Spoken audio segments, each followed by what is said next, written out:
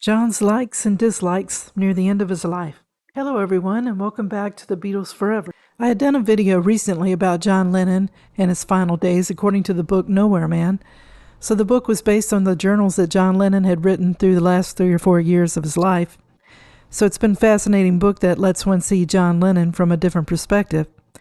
So this is the next part of the book, and we're coming up to near the end, but I thought I could get there on this video, but it was still more information that needs to be concluded with. In the next video, I'll do that.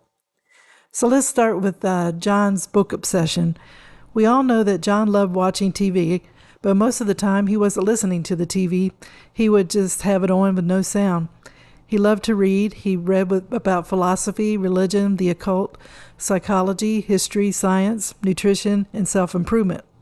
One time he saw a book about eye exercise, and the book said that if you did eye exercises for 6 months, you could fix your eyesight. So John did try the exercises in brief spurts, but he couldn't commit to doing it the way that they suggested, so he never did cure his eyesight. He didn't read many novels, but he enjoyed a book by Henry Miller called Black Spring. It was a nostalgic look at his days in Paris.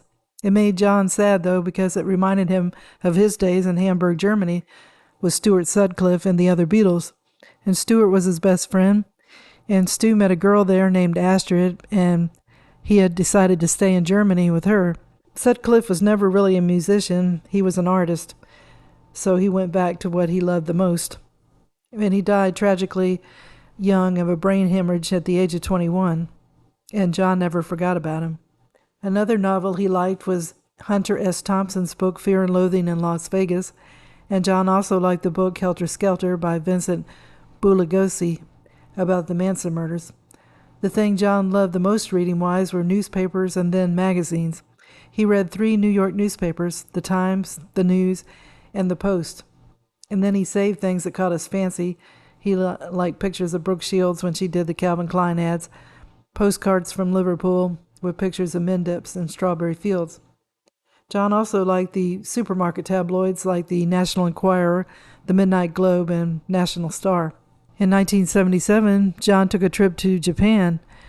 He prepared for the 5-month trip to Japan and Hong Kong. He would spend afternoons studying the Japanese language.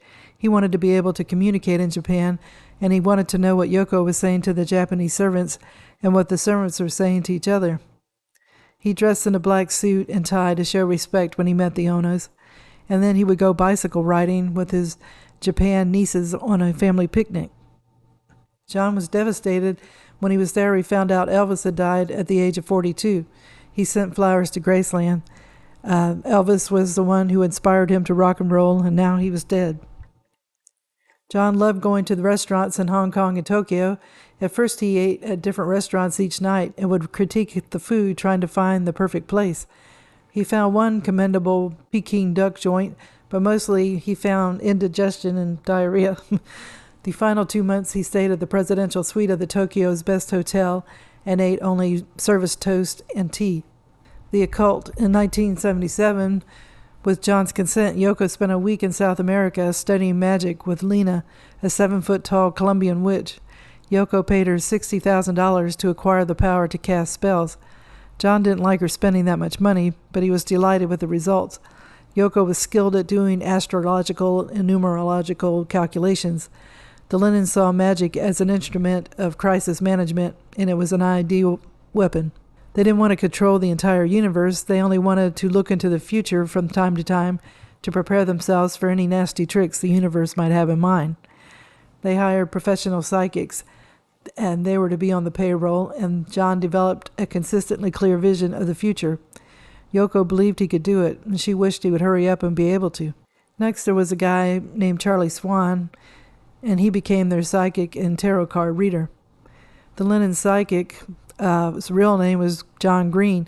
He had a genuine psychic gift, and John trusted and depended on him. He also never said anything to make John afraid. And when times came when the death card came up on the tarot card readings, Charlie would say that the cards meant rebirth or change, not death. John wasn't so sure because of the look in Charlie's eyes, and he felt like something bad was hanging over his head. Swan was not only good with tarot card readings, he was also good at astrology and magic, and he was a clairvoyant. John and Yoko paid him $25,000 per year and got him in a rent-free loft on Broome Street in Soho. When John came back home from his lost weekend, Yoko introduced Swan to John, and Lennon at this time was having business problems. Through Swan's tarot readings and level-headed financial advice, John within the year got out of his troubles. Through the years, Swan would earn his money. Yoko met with him or spoke to him 7 days a week for hours at a time, and she would call him in the middle of the night. He did thousands of tarot card readings. Swan was good at tarot cards, but he also had common sense. He knew how John and Yoko were. Yoko didn't want to hear the truth. She needed to be reassured. He acted as a marriage counselor and psychiatrist. And John would threaten to divorce Yoko, and that upset her a lot. But Swan knew that John would never divorce her, no matter how miserable their marriage became. There were too many complications and too many legal nightmares. Swan would say it was only a phase, and that things would change for the better. And John and Yoko didn't leave the building before checking with Swan. They consulted him before they bought a house or an art object. He advised them when it was safe to travel. He told them whom to see and who to do business with, whom to hire and not hire, and whom to fire. Sometimes John and Yoko disagreed with Swan, but they followed his advice. If things didn't turn out right, Swan took the blame. John told Swan he was emotionally exhausted and creatively drained, so after Sean's birth, he was taking time off.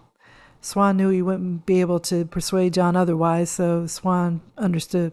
And Swan told John and Yoko that 1980 and 1981 were going to be very big years. John tried to be a psychic yogi, but he didn't have the willpower to meditate every morning for hours at a time, and there weren't any shortcuts. So it made John sad that he couldn't achieve that goal. Well, they had enough real estate, livestock, art, antiques, collectibles, stocks, bonds, precious metals, and cash to survive any calamity. They could live exactly how they've been living, and that unborn generations would want for nothing.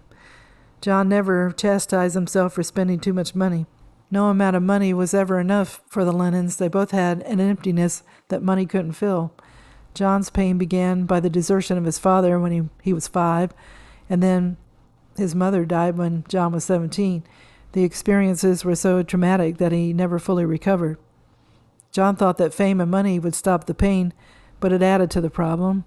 He was addicted to more money and fame. LSD couldn't save him. The Maharishi couldn't save him. Leaving the Beatles didn't help. Primal therapy didn't help, and Yoko couldn't save him. A momentary fix for pain beside heroin was $100,000 shopping sprees, but then the pain would come back. John thought about giving everything away, but that was never going to happen. Money was identity, according to the book Nowhere Man. If they didn't have money, they wouldn't be able to sit around all day in their misery and consulting psychics. They would have to work or live in a monastery, and that was unacceptable. So people who had dealt with Yoko learned the truth the hard way. Her business policy was built, what she learned when dealing with Apple.